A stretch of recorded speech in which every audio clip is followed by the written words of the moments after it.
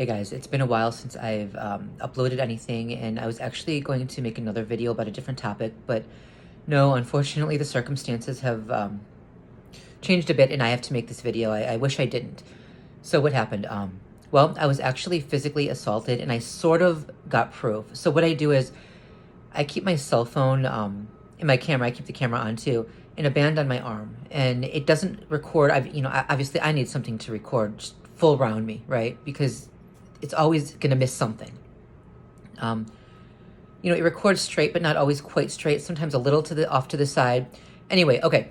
So I was out running errands today, and I had one more stop to make. So I was going to go to CVS, and I was walking to the store, and I passed another set of shops first, and some guy came out of one of the stores, and this is he's a white guy, sandy blonde hair. He looked, I don't know, he was kind of gruffy, a little bit taller than I am, not by much though, but certainly stronger than I am, more muscular, right? I don't know if it was all muscle, but, I couldn't have physically taken him without a weapon, and I didn't have a weapon, and that's going to have to change, obviously. So he comes out of the store, and initially he's walking a little bit ahead of me, but then he slowed down to let me catch up, and what was happening was he was walking right. He got closer and closer, and this is a huge sidewalk. It's very wide, so there's no reason for that. But he started moving closer and closer to the point where he was just right. Our hands could have been touching. It was bizarre. And then he started, I kind of ignored it. I walked a little faster, and then he walked a little faster. I slowed down, and then he slowed down. It was really weird. He was just right on me. I mean, we could have been holding hands. Anybody watching that might have thought that we had something, It was weird. But then it got weirder because he started walking in step with me. So when I stepped with my right foot, he stepped with his right foot.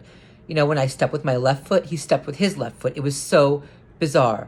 And, I figured, okay, you know what? He's a perpetrator.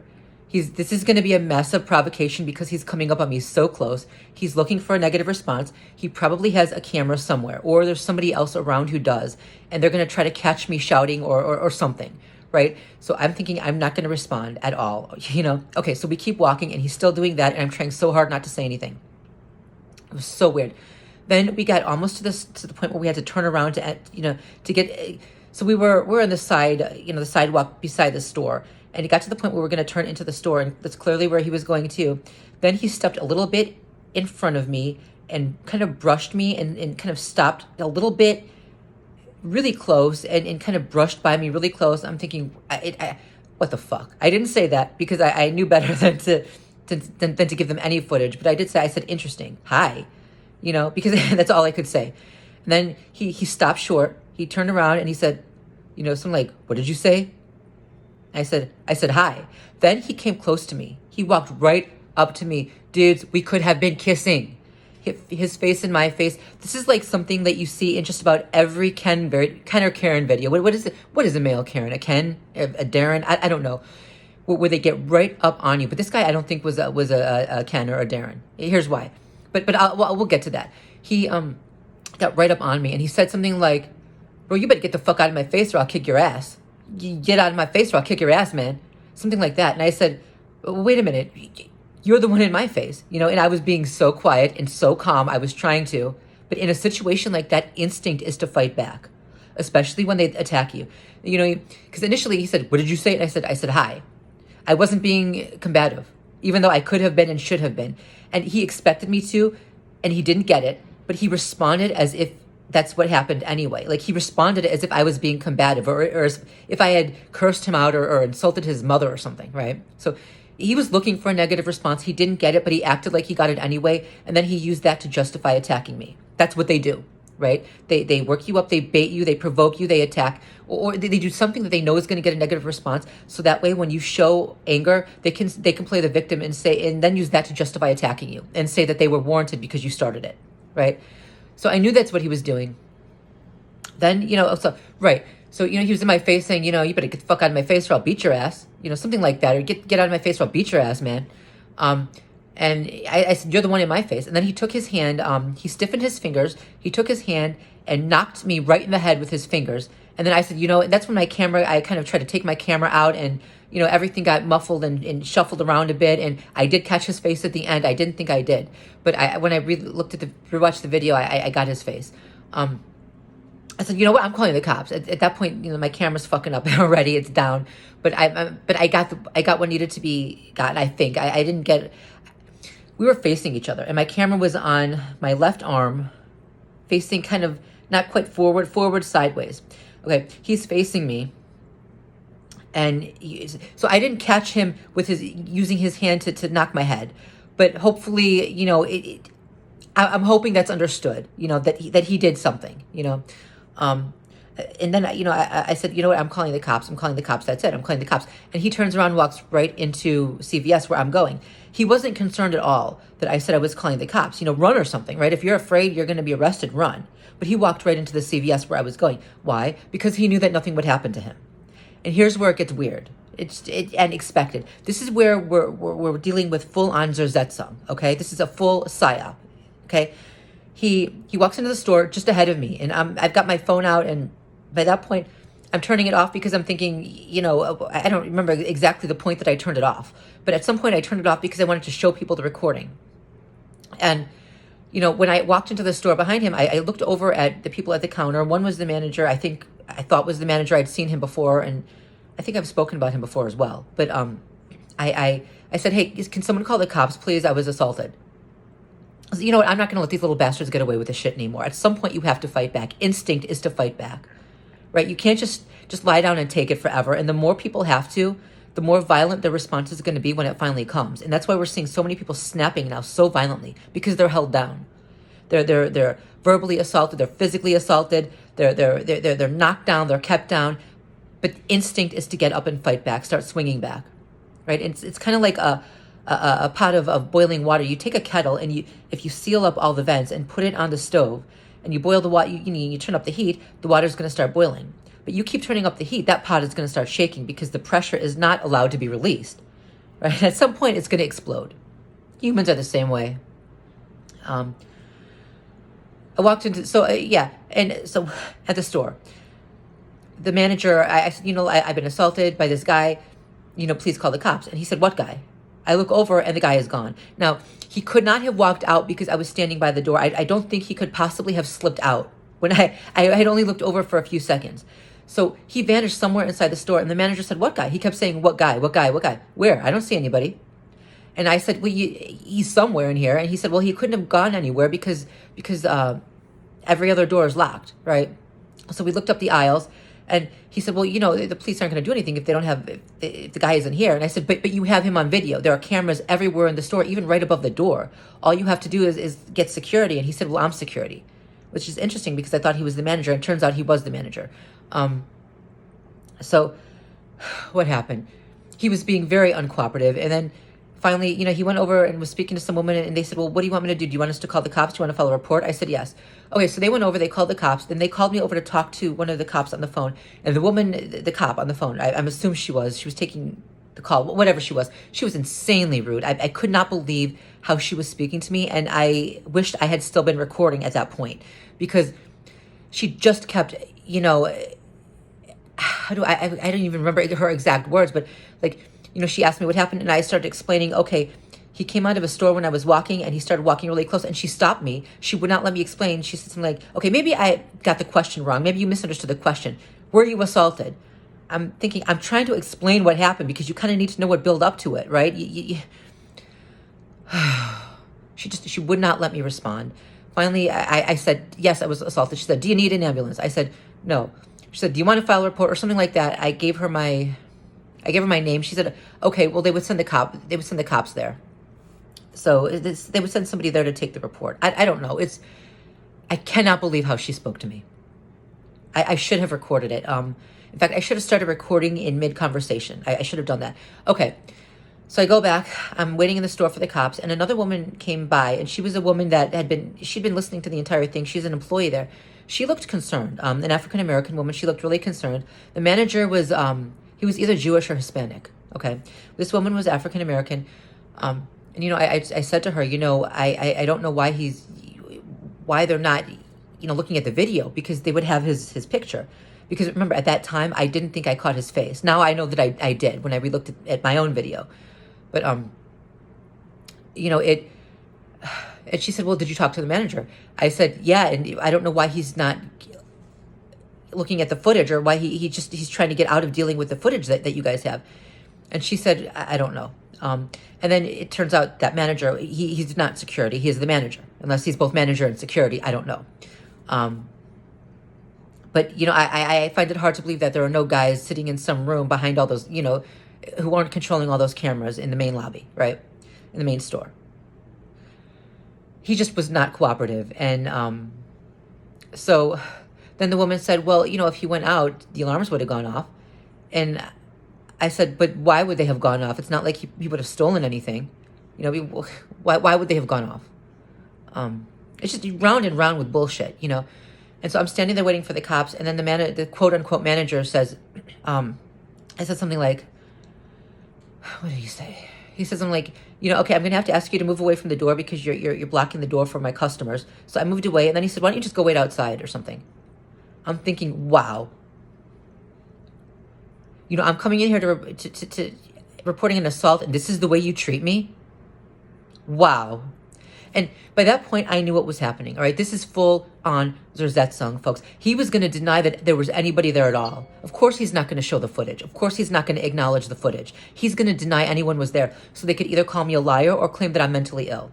And in a case like this, getting a label of mentally ill or paranoid, delusional, whatever, schizophrenic, is worse than being called a liar. Because once someone decides that you're paranoid, delusional, they're not going to take anything you say seriously. So these sick animals can attack you. They can do whatever they want to you with impunity after that.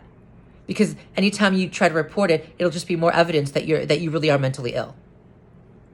This is the game they play. This is perverse. It was all a setup. That's why, the guy who did that, he walked right into the store without worrying about his fate. He didn't care that I said I was going to call the cops. Right? Because he knew that nothing would happen to him. He was working for these psychopaths. Right. So I went outside to wait for the cops. And when the cop came, he was nice. And I told him about the footage. And I said, I don't know why the guy won't address that or show it or deal with it, the manager. And he said, well, and the cop was nice, but he said, I can't force him to do it. And he was talking about himself. He said that he can't force them to look at the footage. He can't force them to hand it over. And I understand that, okay? He legally can't do that. So I asked him, well, what's going to happen? And he said, well, if they get detectives on this, they will, they'll decide whether or not they want to go through with this and deal with it. And then they'll be able to do something. I don't know. But I don't expect anything to be done. Nothing is going to be done. When you're a target, you have to do everything yourself. You have to be everything. First of all, you have to be a one-man army or a one-woman army, right? The perpetrators are in a massive group that they have the numbers, the power, the resources, they have everything. The targets are alone and usually have none of those things. No power, no resources, nothing. Cut off from everything. You're physically you're living in a modern society, but it's as if you're living back in the Stone Ages without modern conveniences, right? Doctors aren't going to help you. Lawyers aren't going to help you. Law enforcement isn't going to help you. Bystanders are not going to help you. They're not going to tell the truth. If all they need to do is tell the truth and say, yeah, I saw this, they're not going to do it. Okay? You have to be everything, and you can't be everything. And if you have to do something that you don't have the legal authority to do, that requires law enforcement, you're just screwed. It's not going to get done then. Right? These worthless perpetrators, they gather in groups against lone targets that they don't believe can ever fight back. And yet they condemn us for not being able to thrive in society, for not being able to succeed, for not being, for having a hard time when we don't have a group. They're in groups fighting lone targets. We're alone standing against a group. They don't stand alone against a group, but we're expected to. We're expected to be what they can't be. Are we expected to have supernatural powers then? We can't be every single profession, can we? Show me one of these worthless perpetrators who has even one legitimate profession. You know why he's a perpetrator? You know why he's a lackey for the gang stalkers? Because he's worthless. He has no he has no ability to do anything. He can't do anything, provide any positive benefit to society. And the only way he could earn any kind of living at all is to become a perpetrator, to work for these psychopaths, to join in and destroy lone random people he doesn't know. We can't be everything. We can't be our own doctor, our own lawyer, our own military, you know, our own FBI, our own cop. You know, we can't be everything, but we have to. And it's impossible. And because we can't, we're then condemned for something that not even they could do. Right? They have allies, we don't. Anyway, you know, the thing is, I need to learn self-defense, but I have nowhere to go to learn it. That's the problem. You know, I can watch YouTube videos, but there's only so much you can learn from YouTube. And a lot of these guys are stronger than me. So I'm going to have to literally start carrying around legal weapons and along with my camera so that when they attack first, I'll have proof as to why I did what I did to them. And it's coming to that point. Okay, it's coming to that point. I'm going to carry a fucking knife with me, and this is what's going to happen. But I got to have that proof, right? You know, and I think at this point, the worst crime anyone could commit is Zersetzung, is waging Zersetzung-style warfare on someone, trying to set someone up as being paranoid, delusional, claiming something didn't happen when it did, putting them in a really a bound and gagged situation where they can be attacked by anyone and not be believed because they've already been called paranoid, right? And they haven't yet, but this is what they do. You hear all over the news, someone complains about something and they're right away given a mental disorder instead of the fact that maybe it's actually happening, right? You hear about people going to the FBI claiming they're being followed and on, and the FBI sends them to a psychiatrist instead. Now the FBI, the CIA, all these agencies know damn well what Zersetzung-style warfare is. Why? Because they've been following Russia all along. They know what Russia does. They know what kind of warfare this is. Right? Now, denying their involvement in it does not make them guilty. But denying that it exists at all does imply guilt because they know it exists. And I don't understand why it seems so difficult for them to believe that maybe average citizens are also being targeted. It's not just government officials. So that's quite suspicious. But you know, we know they're not going to help us. We're not going to get help. And at some point, it's going to end badly. Because the people who know what's going on refuse to open their mouth and say anything. They are pathetic cowards who refuse to tell the truth. Even if they have power themselves, they refuse to tell the truth. And the psychopaths behind this, they're going to keep setting us up. You know, I understood what that guy was doing. He was trying to make it seem like no one came in with me. Like there was no guy there at all. That is sick. It is perverse to do that to someone. Okay, in my opinion, that's worse than physical assault. That's the just epitome of gaslighting, especially when it's used to try to destroy someone socially, societally, destroy their credibility. It is perverse. And that should be a crime worthy of capital punishment. Corporal and capital punishment. And as far as I'm concerned, when this all comes out, and it fucking will, whoever's involved in it, and I don't mean people who weren't aware of what they were doing. There can be a lot of people who are being used for this and don't realize it. But when it comes to those who know damn well what they're doing, they're trying to set people up. They're trying to destroy lives. They're intentionally gaslighting. They need to be held criminally accountable. This cannot end the way, you know, this cannot be another, you can't repeat history, right? When MK Ultra was discovered, the fucking psychopaths were not held accountable. The psychopaths running it, the psychopaths working, you know, even, you know, the fucking doctors who intentionally harmed their patients and intentionally withheld accurate diagnoses because they were listening to the CIA. Because the CIA was experimenting on the patients and didn't want, you know, medical care to interfere with the experiment. They wanted to see how the illness progressed without medical care. Doctors agreed to do that. They knew they were doing something wrong. They fucking knew it. Okay, same with law enforcement, same with everybody. If they knew they were doing something wrong, they were hurting people, they were killing people, they were setting people up falsely, they need to be held criminally accountable. With MK Ultra, they were not. With COINTELPRO, they were not. Right? With the Zersetzung in East Germany, they were not. They need to be now. This time, punishment. Every fucking one of them. Corporal and capital punishment. We have to do this, folks. We have to change the government to make this happen. It's time to end this nightmare once and for all. I'm going to attach the video to the end of this. It's not the full video because part of it I was moving the camera around and I got my full face in it and I wasn't wearing my glasses and I don't want to show that. So it's not everything, but it's part of the video.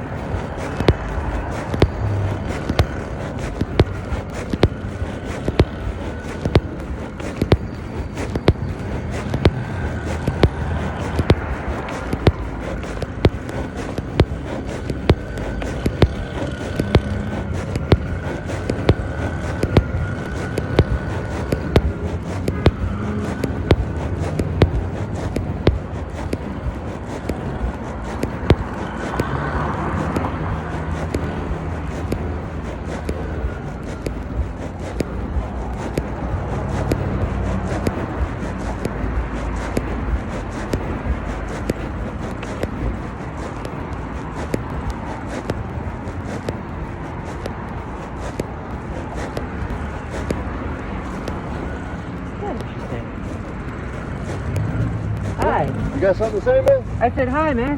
What's up? Man, get out my face before I beat your motherfucking ass. You're the one who's in my face. Get out my face before I beat your motherfucking ass. I'm calling the cops.